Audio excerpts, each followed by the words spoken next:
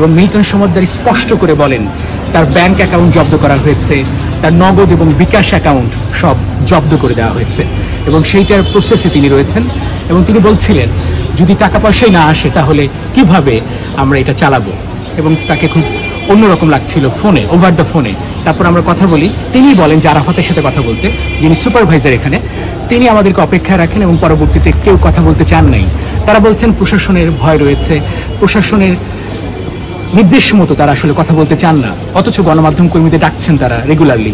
এবং এই যে ধোঁয়াশা, মুখ বন্ধ রাখা, এটা কি প্রকাশ করে?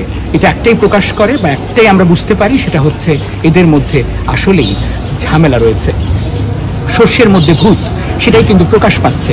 পুরো বাংলাদেশ যখন এই বিষয়টা নিয়ে আলোচিত, চর্চা করছে, সবাই খবরের কাগজ পড়ছে কিংবা অনলাইন সোশ্যাল মিডিয়াতে চোখ রাখছে কি হচ্ছে, আসলেই কি মিল্টন সমাদ্দার অপরাধী?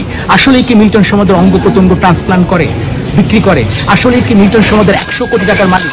আসলেই কি মিল্টন সমাদ্দার বরিশালে যিনি তার বাবাকে ধাক্কা দিয়ে ফেলে দিয়েছিলেন, সেই মিল্টন সমাদ্দার কি বয়স্ক মানুষদেরকে তুলে আনেন শুধুমাত্র সোশ্যাল মিডিয়া প্রচারের জন্য?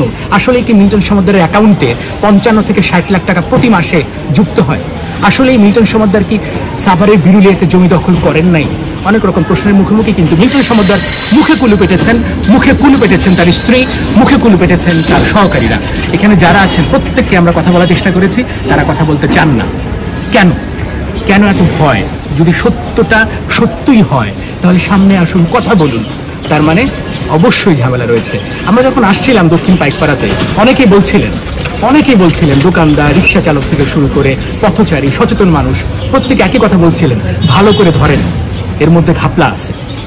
আমি আবার বলছি, কোট এন্ড আনকোট, ভালো করে ধরেন, এর মধ্যে ঘাপলা আছে। আসলে কি মিল্টন সমাদ্দারের মধ্যে ঘাপলা আছে?